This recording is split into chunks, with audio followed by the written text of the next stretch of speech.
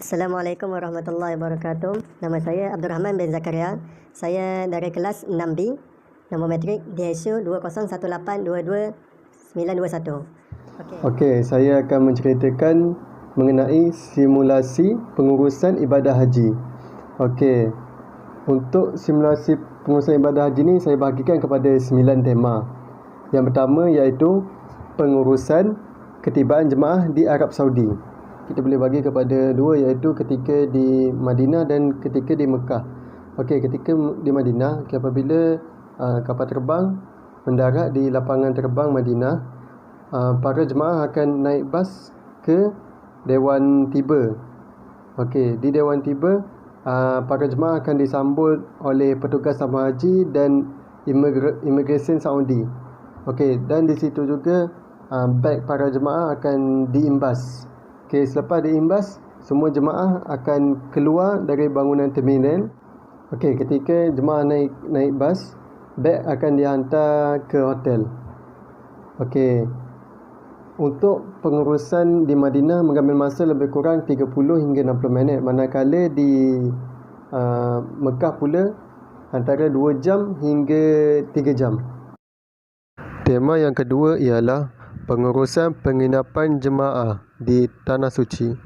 Bagi penginapan jemaah haji, hotel yang terletak di Madinah kira-kira 500 meter dari Masjid Nabawi, manakala hotel yang terletak di Makkah pula lebih kurang 1000 meter dari Masjidil Haram, dan setiap bilik berhawa dingin, dan hotel jemaah dan tempat jemaah lelaki dan perempuan diasingkan. Assalamualaikum warahmatullahi wabarakatuh. Okey, bagi perkhidmatan penginapan pula, pihak tabung haji menyediakan 3 zon di Madinah dan 4 zon di Mekah. Okey, untuk setiap bilik, jemaah akan diletak sebanyak 4 hingga 8 orang berdasarkan bersamaan bilik tersebut. Okey, bagi setiap bangunan boleh memuatkan 1000 hingga 7000 para jemaah. Okey, nanti saya akan tunjukkan apakah di manakah zon-zon tersebut di Mekah dan Madinah. 3 zon utama di Madinah dan 4 zon utama di Mekah. Tema yang ketiga pula ialah pengurusan sajian jemaah, yang mana makanan diberikan sebanyak 2 kali, iaitu pada tengah hari dan malam. Okey, ini adalah makanan cik. Pada malam hari nanti kami akan sediakan makanan lain pula. Cerek, teh dan gula juga disediakan oleh pihak tabung haji. Terusnya ialah tema yang keempat, iaitu pengurusan petugas haji bagi setiap maktab. Okey, untuk pengurusan petugas kita ada 2 tempat, iaitu petugas perkhidmatan maktab dan atau zon, dan maktab muasasah. Bagi pusat perkhidmatan maktab ataupun zon, kita ada pengurus, penolong pengurus, petugas pembimbing ibadah haji, pegawai perawatan, petugas perubatan, pembantu petugas haji.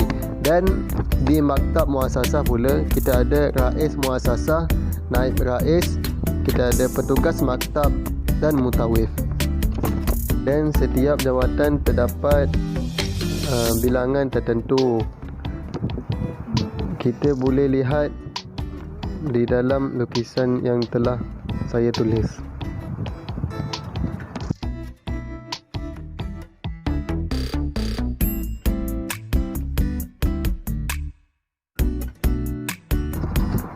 Setiap maktab terdapat 3000 jemaah, dan jemaah diuruskan secara bersama oleh petugas tabung haji dan maktab muassasah.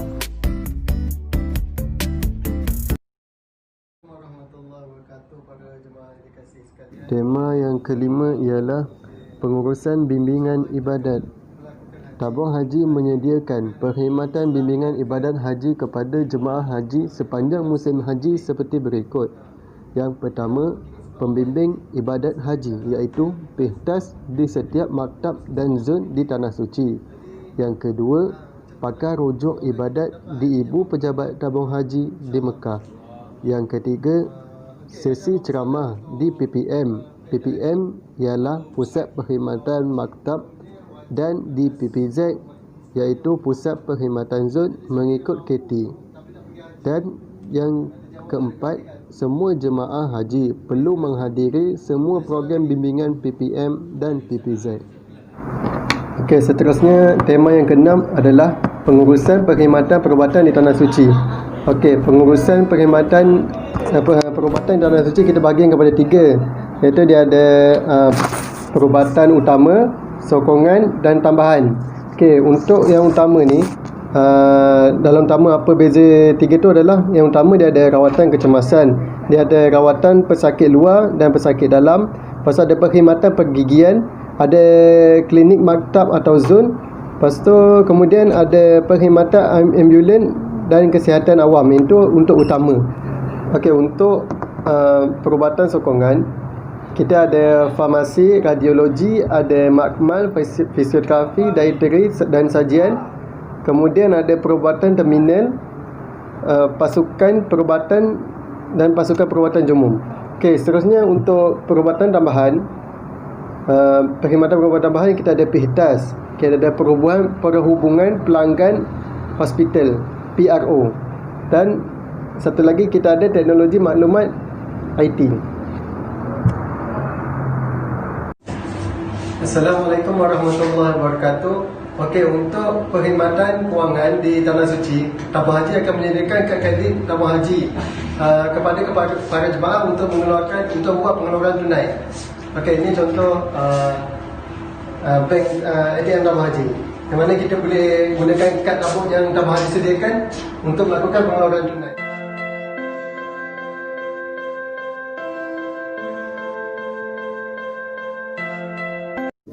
Selain itu, kaunter untuk bayar dam dan korban juga dibuka untuk jemaah membuat bayaran.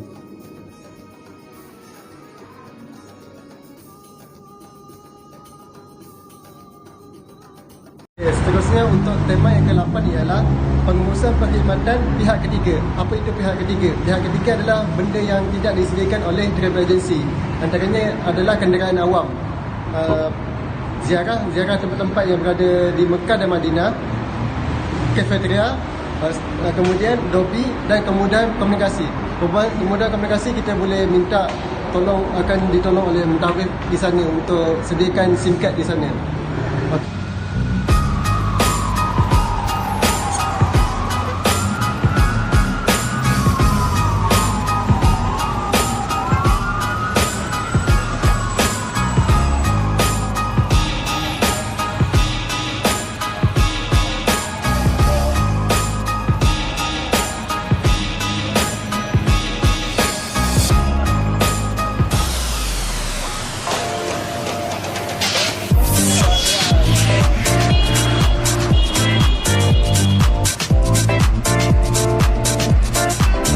Bagi perkhidmatan pihak ketiga juga, kita ada cas penghantaran air zam-zam dan bagasi dari Tanah Suci ke Tanah Air.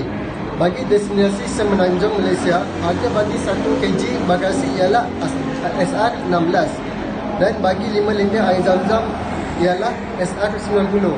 Bagi Sabah dan Sarawak ialah SR20 dan SR120.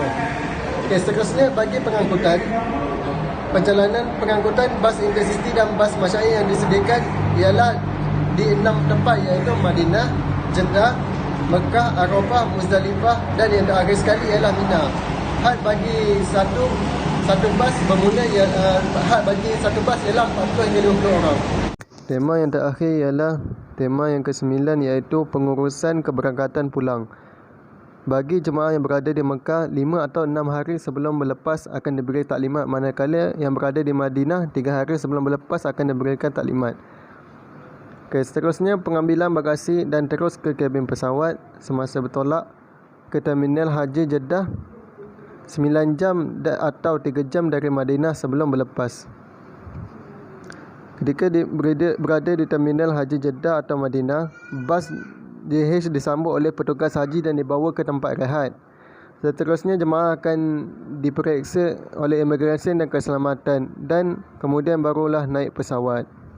Had bag bagi setiap jemaah ialah 30 kg dan maksimum 2 beg sahaja. Maka itu sajalah daripada saya. Sekian terima kasih.